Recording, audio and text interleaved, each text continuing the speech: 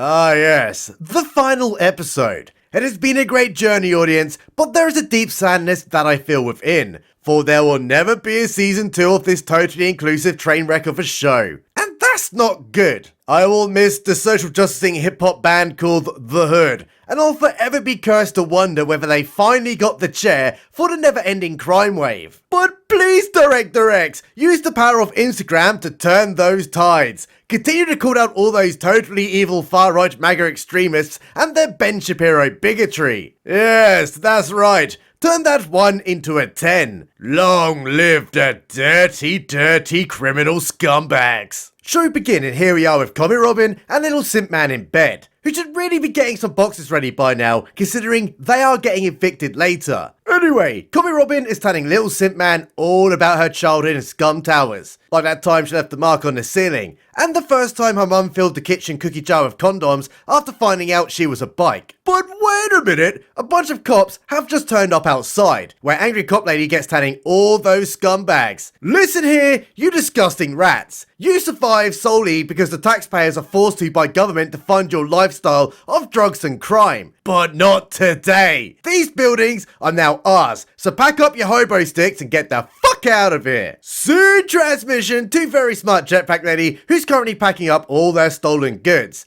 And here comes Comic Robyn saying, oh man, this whole situation isn't Otto SpaghettiOs. All morning I've been pegging Little Simp John in bed and I've done no packing whatsoever. I'm completely screwed. I have an idea, says Will Smith's son. How's about we stay and fight instead while committing copious amounts of crimes? That's a great idea, says Comic Robyn. So what we're going to do, right, we're going to commit all these crimes right in front of the police, so when everyone sees it, we'll get arrested and then we'll go to jail, proving John Prince was absolutely right in the first place. Scum Towers is a MAGA-infested shit stain on the Canadian skyline. So this flip to later, where Comic Robyn gets meeting up with Ghetto Marion in the community hall, where Ghetto Marion says, you see this USB? You know, the one in episode 5 where I stole a bunch of documents from John Prince's laptop, which is not only illegal, but also runs the real risk of being inadmissible in court, and I should know that being a lawyer. Well, we're gonna use it anyway. So get me Afro Man to unlock all these files on here so I can discover the truth of what John Prince is up to. Oh boy, replies Comic Robyn. If you're asking me to commit crime, then I'm totally in. So let's head upstairs where Afro Man begins unlocking all those files saying, oh bro, he's really been doing some shady stuff like buying up property with money, and that must mean that something illegal is happening. Or maybe he's just doing what every other real estate business has done since the industry started. What a bunch of dirty illiterate peasants these guys truly are. But hold up, Ghetto Marion has just seen something on the screen. All those properties that John Prince has bought up mysteriously form a line towards a large lake that has never been mentioned in the show before, so holds zero significance for the viewer. So Ghetto Marion says, look guys, I'm gonna go speak to some people to get to the bottom of what John Prince is doing, because so far,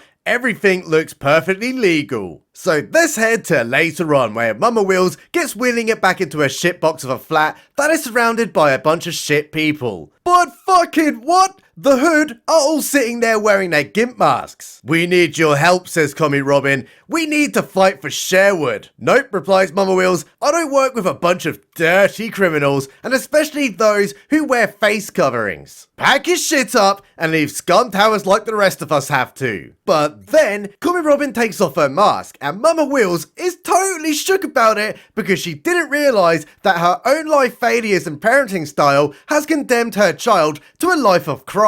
So they get talking where Mama Wheels says, you should have told me that you're part of a criminal gang. I could have helped you. I couldn't tell you, replies Comic Robyn. The less people know about my identity, the better. But I'm your mama, cries the Wheels. I'm the one who fills up the cookie jar with condoms and uses taxpayers' money to put a roof over your head. Oh, it's so sad. So Mama Wheels tells her, I never brought you up to be a criminal. A dirty, dirty slag, yes, but not a criminal stealing all the time. But why would you be mad about my criminality, reads Comic Robyn. The rich steals from us every single day. All I was doing was stealing it back. Even though the rich don't steal from people, you buy products from them and they get rich from doing so. Has no one in this show ever heard of a thing called a business? But you could have been killed, rageous mama. Sure, crime statistics would have gone down here, but I don't want to end up with 2 cookie jars on the kitchen counter. You know, one of them full of condoms and the other full of your semen-infested remains. There won't be a cookie jar if we don't act now, replies Commie Robyn. We need to save the shithole Sherwood.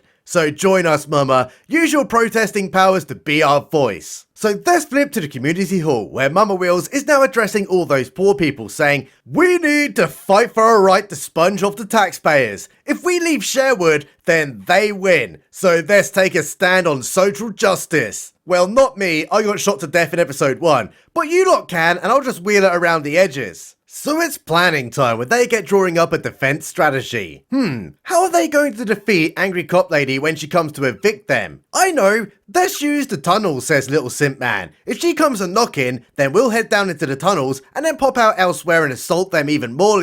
But remember guys, we're not terrorists, we're freedom fighters, even if our actions have directly affected innocent civilians. Plan activated, where all those guys get boarding up their doors while Afro Man sets up his CCTV. And if we head to the community room, Asian Man, who may not be actually Asian, is making homemade pepper spray. Yes, the manufacturing of chemical weapons used against combatants in war. Definitely not violating the Geneva Convention right there. While Jetpack Lady gives Commie Robyn a new bow that she has made because, remember audience, she's basically Goodwill Hunting, but for poor people. Also, if she's really smart and all her friends know she is, why aren't they pushing her to better herself? I mean, in Goodwill Hunting, it had one of the best endings because Ben Affleck told Matt Damon to grow some damn balls and go live up to what he could be. But here, Jetpack Lady is going to live a scumbag lifestyle and then also die a scumbag, and it's all actively encouraged by the rest of these shit-for-brains jobless scumbags. So let's head to Mama Wheels, who's back in her apartment getting all emotional at the pictures of her daughters when they were younglier. What went wrong in their lives? How did it come to this? Well, probably has a lot to do with a fatherless household. But wait a minute, Mama Wheels must be fucked off her face on drugs right now because the ghost of George Lionheart of fentanyl has just appeared out of nowhere and is resting a reassuring hand of fentanyl on her shoulder. Someone better call the Ghostbusters. And that's great, but where is Ghetto Marion right now? Well, she's on a park bench with Mayor Asian Lady saying, I need you to stop John Prince from legally obtaining property. I can't, replies Mayor Lady. I may not agree with it, but there is nothing I can do when democracy has spoken. But Prince has been lying to you, says Ghetto Marion. He's been buying up loads of property around the town for freaking years. What? Replies Mayor Lady. Are you a thick shade of stupid? John Prince is a property developer. That's what they do. Then why has he been concealing it, says Ghetto Marion. There's a scandal here and we need to investigate it. Even though John Prince has no obligation to tell the Mayor Lady or openly advertise that he's buying property in the private sector. What a dumbass script this truly is. But talking of that handsome devil, here he is saying, Sup Ghetto Marion, let's go have a talk. They head to his office where he gets telling her, your father was a good man. And I was really sad after his passing, and I thought, you know what the most honourable thing to do is to take care of you in his absence. But all you've done is lie about me and defend my detractors, you utter dildo. My father knew you were planning something evil, says Ghetto Marion. It's all your fault he's dead, which is not because he self-deleted, but I'm gonna take you down. Flip-flop back to Scum Towers, where Afro Man has pulled the CCTV of Ghetto Marion on the bench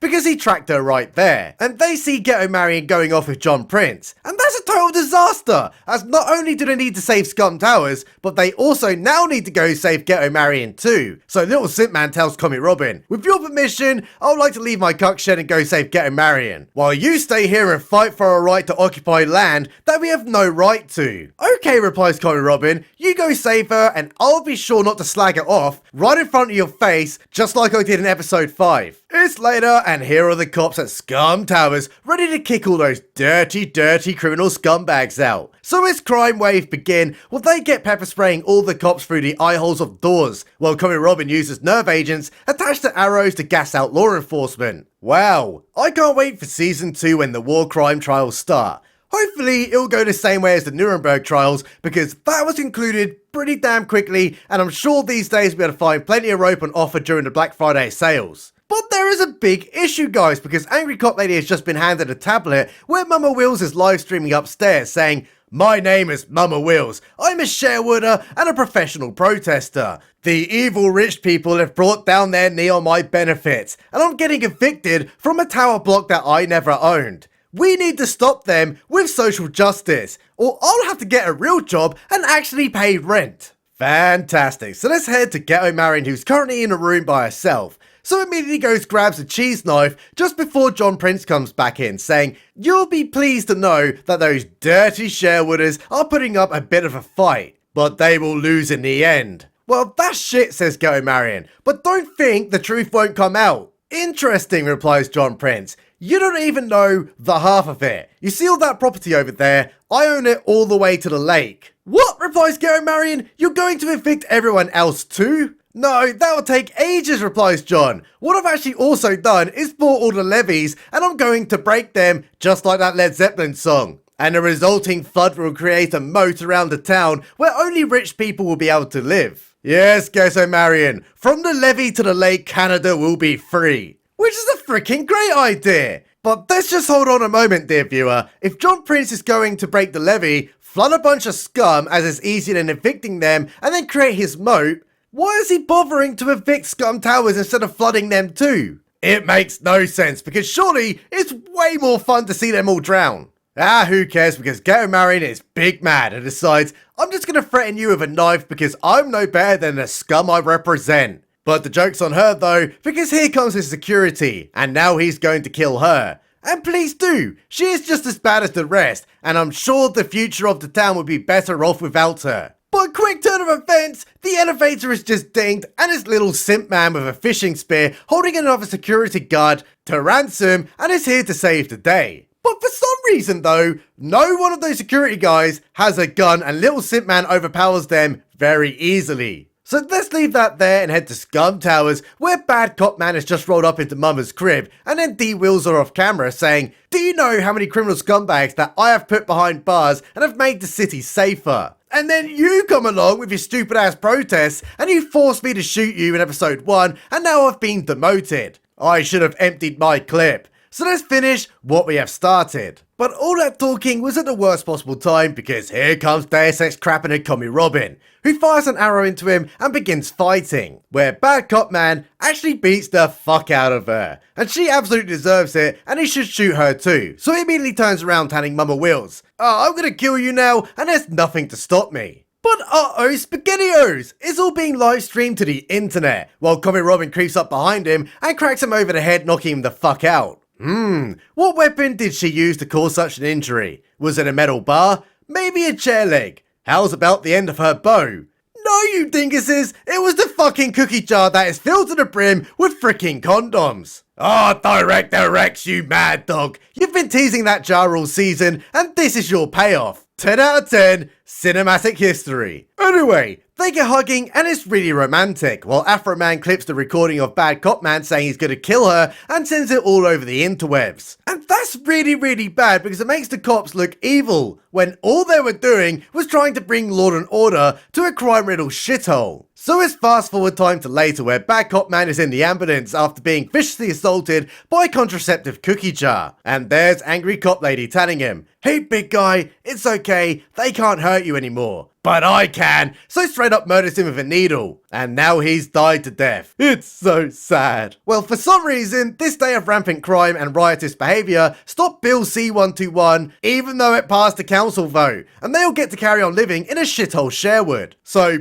basically, terrorism wins and the rule of law means nothing. Also, I just had a big brain time. If John Prince is going to break the levee and destroy all those houses, why bother buying them beforehand? Just buy the levee, break it, destroy all the homes to kill a bunch of guys, and then buy the land at a reduced rate, and you still have your moat. How retarded is this show? Anyway, they all get dancing because they have nothing else to do, while there's a knock at the door. And hey, it's Ghetto Marion, who's like, "Sup, Commie Robyn, can we go talk?" So they head into the corridor, where they make up after all those arguments that nobody cared about. And it's really sweet, as Ghetto Marion tells her, "When I was going to die, I thought of you." So they get doing the mouth sex together. But fucking no! No! Who let little simp man out of his cock shed? Because he's just seen the woman he's in love with slut-facing it with another woman. Oh, it's time to get back in your shed, mate. Soon transmission to John Prince, who's looking a little bit angrily right now, while the mayor lady tells him, "Your plan to improve the town that I'm mayor over has failed."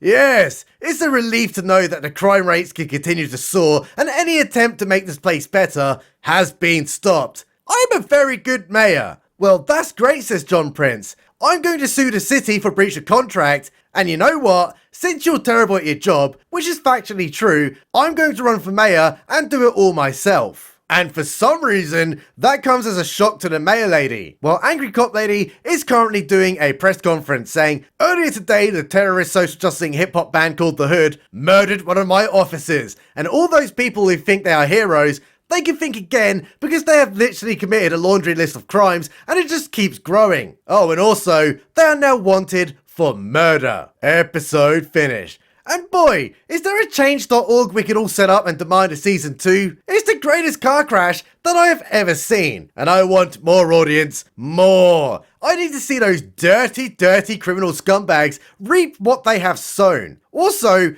all the comments you guys have left in these videos, I do read every single one of them, so thank you for your support in it. And there is plenty more to come, but I'm just kind of spacing it out a little bit due to the writer's strike. Big shout out to my Patreon boys and guys: Stephen P, Taylor J, Hetzer J, conspiracyquery.net, the wonderful Mr. Wolf, and of course, the mighty Pen.